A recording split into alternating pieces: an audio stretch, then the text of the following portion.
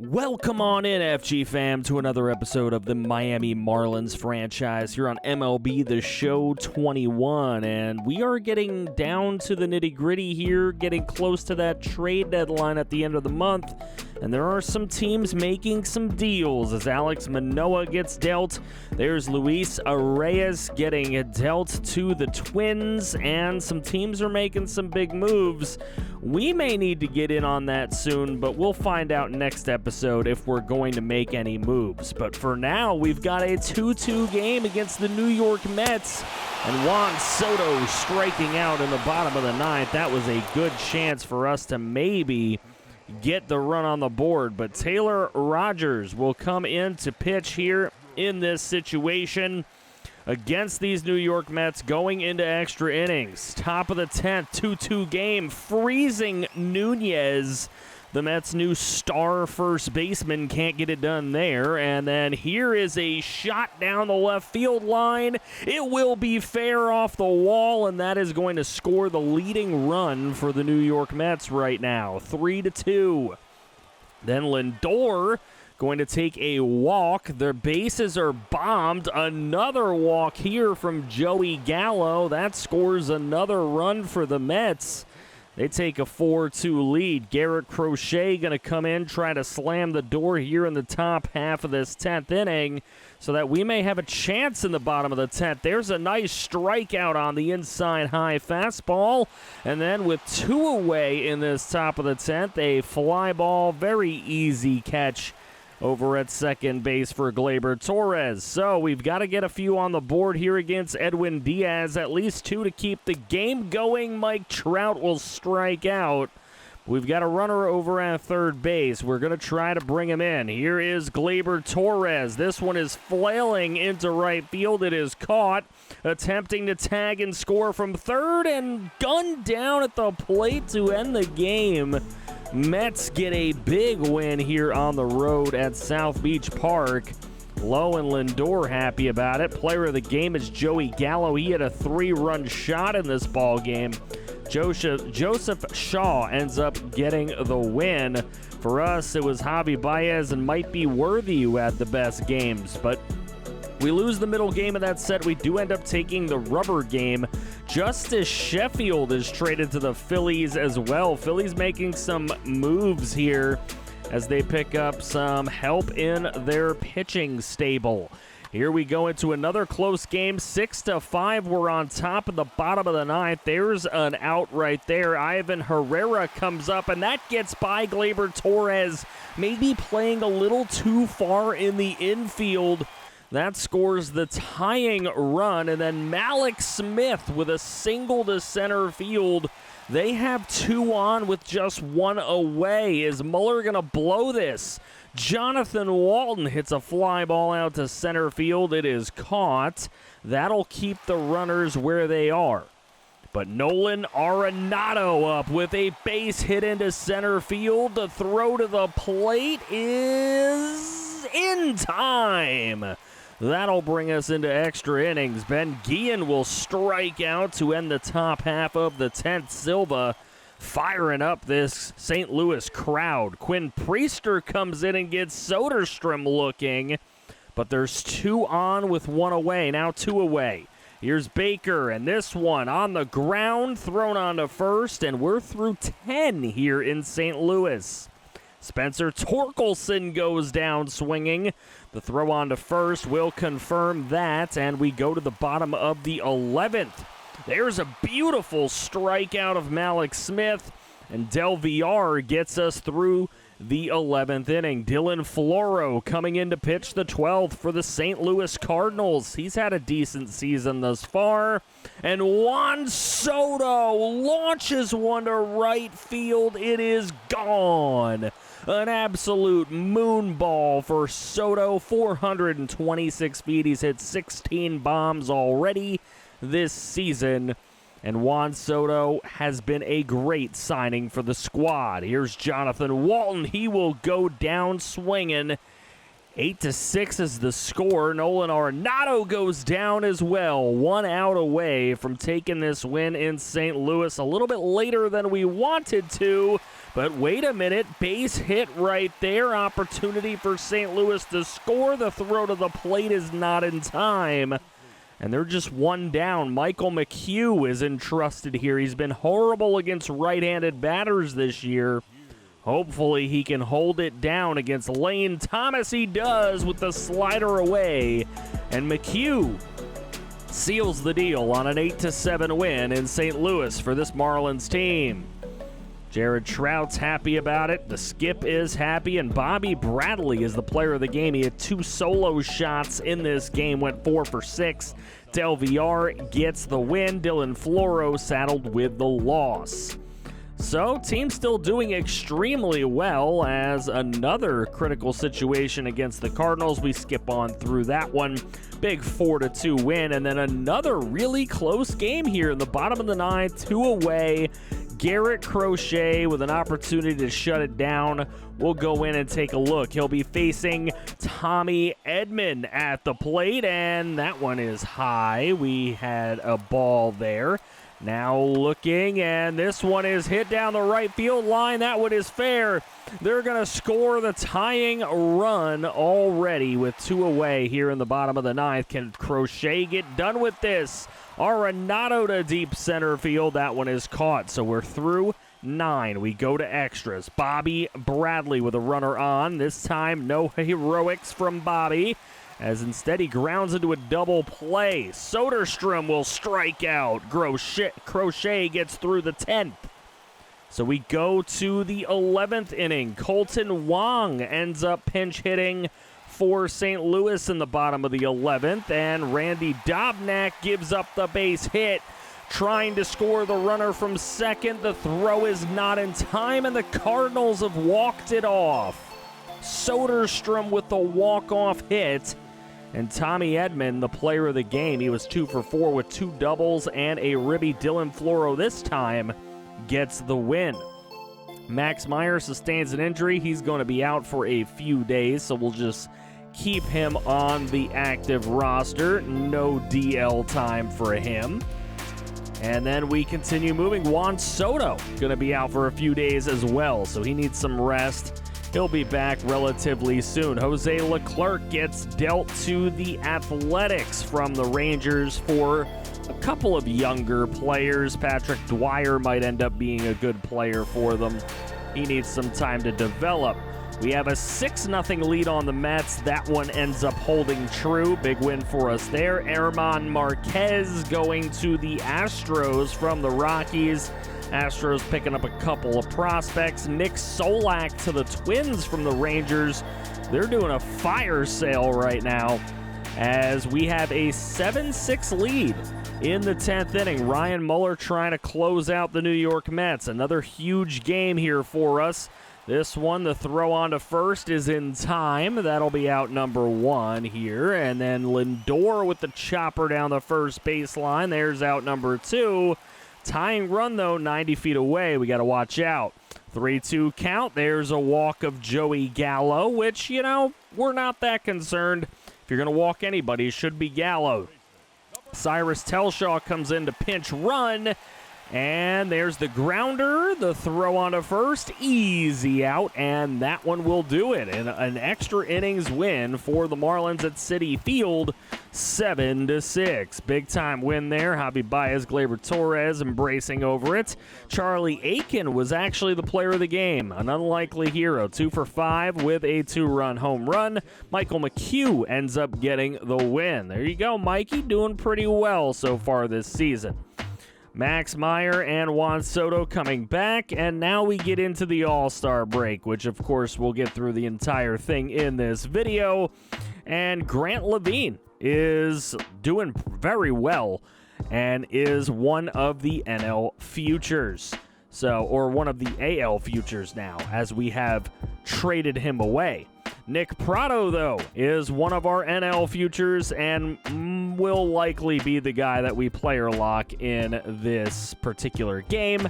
So let's go take a look at Nick Pratto in the futures game at PNC Park in Pittsburgh, Pennsylvania. He strikes out in the first inning and then gets another opportunity in the bottom of the 3rd. This one hit into the outfield, and that one's going to go all the way up against the wall.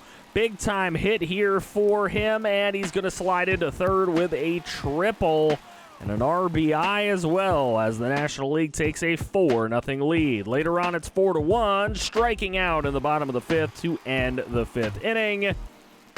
And that's unfortunate, but we move on as he's pinch hit for, and it's a big 7-1 win for the NL Futures. So there we get through that portion of the All-Star break. Good to see the Futures doing well here in the National League, and good to see us contributing to that success. George Kirby with the loss, Cade Cavalli with the win in that game. Home Run Derby.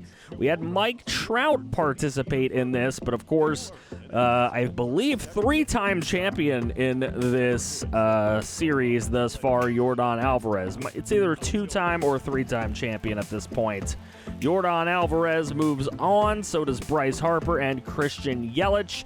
Now it's just, will it be Mike Trout or Rafael Devers in the other spot? 471 career home runs for Mike Trout, and he is looking to hit a whole bunch of them here, but struggling early on in his set until he finally gets a 398-footer out to left, then a 435-footer, then 432 to left center field, and then straightaway center. He couldn't get that one over the wall, but a 399-footer after that, a 436-footer after that as he gets under 40 seconds to go. He hit a home run there. Center field didn't go, and then out to left for 415. He gets his 30-second bonus with that 445-footer to left. 439 to straightaway center. He started to get a little bit tired, so calling a little bit of a timeout there.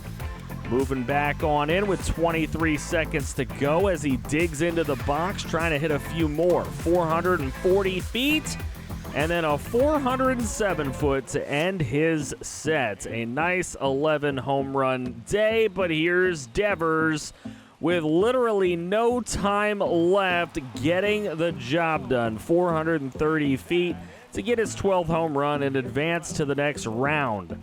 So Devers now playing for the Royals. He's a former Marlin, as he will take on Yordan Alvarez in the finals. For the sake of time, we're not going to pay attention to that. Yordan Alvarez is your champion, 16-10. For the sake of time, I didn't want to put the highlights in. These All-Star episodes on their own are typically not the most popular on the channel, so we will just go ahead and show you that Yordan Alvarez at least is a 3-time, maybe even a 4-time champion of the Home Run Derby at this point. So we move into the AA All-Stars. Nick Prado is, of course, in that, but so is Ash Laser, and Nino Guzman is the starting pitcher in the All-Star game here. So we'll look for, see if there's any of your players. You happen to see any of your user players, let me know in these All-Star festivities.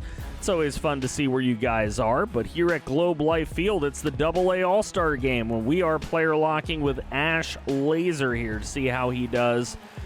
Second inning, he gets a fly out to center field, so nothing too special there. Then another one right out to center field, just getting under it a little bit too much today, a little overzealous, really trying to make a big hit happen, and it just did not work out for Laser today. But the AA South All-Stars get a 2-0 win, so we do end up getting the dub in that AA All-Star game. Not that it's all that important, but Darren Hoffman's the player of the game. Steven Almanzar gets the win. Jeff MacArthur, end up with the loss. So now we have the Major League All-Star game. Devers is a part of that AL team.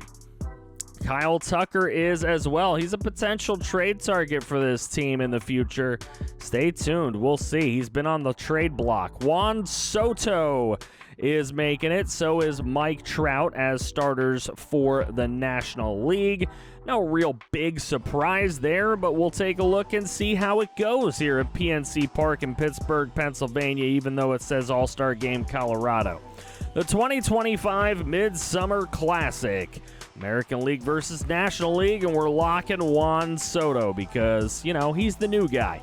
He gets a strikeout in the first, then in the third, here's a base hit up the middle. That should score a run, and it will. The first run of this All-Star game, even though he's tagged out at second, trying to get a little too much there. Then he strikes out on the inside fastball to end the 6th inning, but it's a 2-1 AL lead. Juan Soto, the only one to bring home an RBI. There he makes a nice catch for the second out of the top of the 8th inning, and then he's pinch hit for here as we go 2-2 into extra innings at the All-Star game. How fun would that be? Then there you go, a 5-2 lead by the American League on a Paul DeJong 2-run shot. And we need to try to come back against Roberto Osuna. Bases bombed with nobody away for Joey Bart. Gets a run scored, but then 2 away for Jorge Polanco. Checking to see if there's any pinch hitters. No, there is not. They're bringing in Liam Hendricks, and he shuts the door. 5-3 win for the National League. And there we go. Our first L in the All-Star break as far as futures or All-Star teams are concerned. We've been a part of all winners until this point. Paul DeJong, player of the game with that 2-run shot. Roberto Osuna gets the win, and Wade Wright will take the L. Into the AAA All-Star game, Richie Hawkins, Sterling Olander, lots of players that are available here for us to take a look at. Are any of yours in there? DL Hall is the starting pitcher for this game. And over on the other side, well, they have Remy Ellis, so there's that. But we are looking to beat them here at Oracle Park in San Francisco. I do like how they finally made all the All-Star games in different spots, pretty much. That was a problem they had in previous MLB The Shows, but a bunch of strikeouts here for our man, Mr. Sterling Olander. Here he gets a little piece of something right back to the pitcher, but he will be thrown out at first and then pinch hit for. So nothing too amazing in the at-bats of these All-Star games. We weren't able to really get a lot going. Richie Hawkins, though, very happy. The East does get the All-Star win, so the only ones that could not pull off an All-Star win that we are a part of was the actual Major League National League All-Stars, and go figure, that was the one where we actually got an RBI. So, Toronto with a 4-3 lead against the Marlins. We go through that, and the Marlins end up coming back, getting a 6-5 win against Toronto. Jerry Olaponte, eligible to be reinstated, but he's still going to be out for, like, ever, so we're just going to keep him on that 60-day DL. Continuing on through, San Francisco is beating us up pretty badly. We do win the third game of that set to avoid embarrassment. Jameson Taillon on the mound against us. We're not going to jump into that, but we do get a 3-1 win.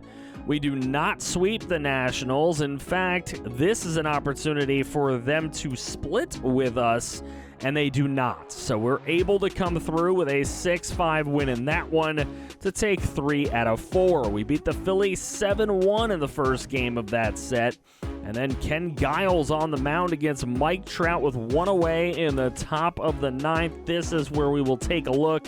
A big divisional matchup on the road at Citizens Bank Park.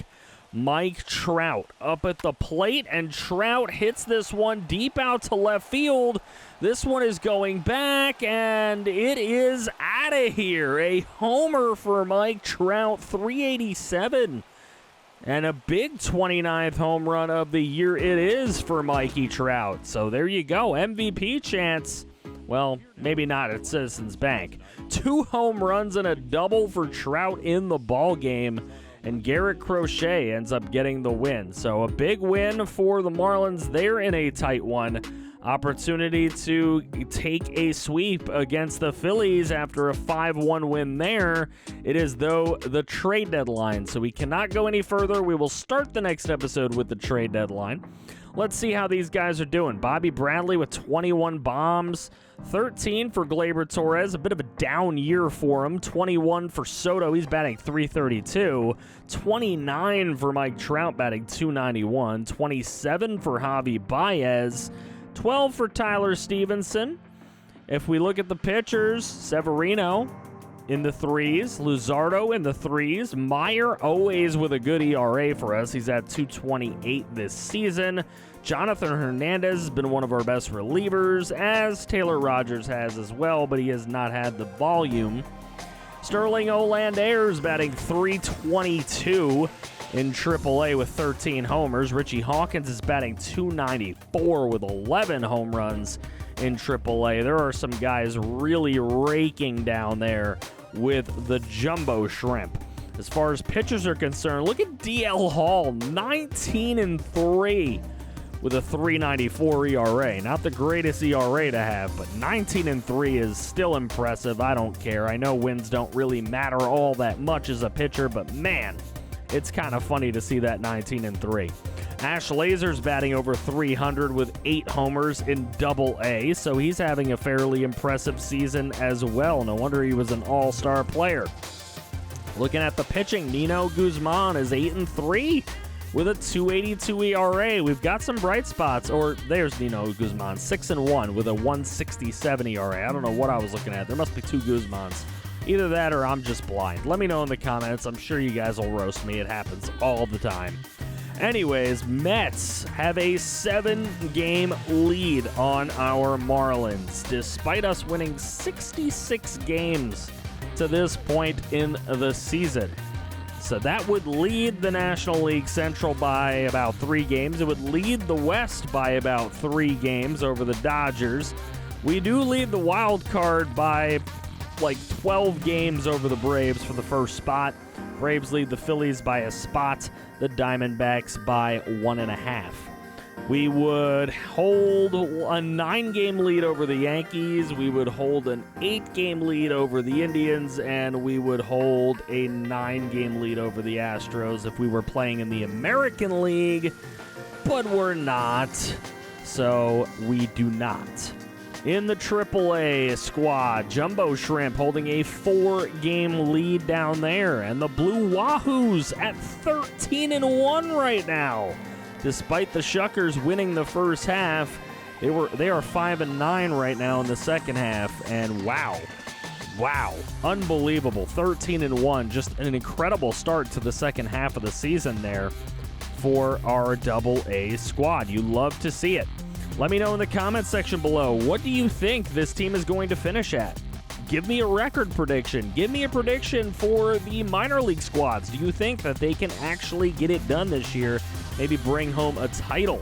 We have some guys that are available on the trade block at the trade deadline. We're going to look into maybe 1 or 2 deals. We're, of course, buyers as we attempt to sell our soul for a championship this year. Championship or bust for this Marlins squad. Make sure you check out the description below for links to the Discord and the Twitch. Come hang out with us outside of YouTube. It's a great community we're building. I know you'll love it. And if you guys want to see more, make sure you drop a like on the video and subscribe and click right here to see some more franchise. I feel you back somehow.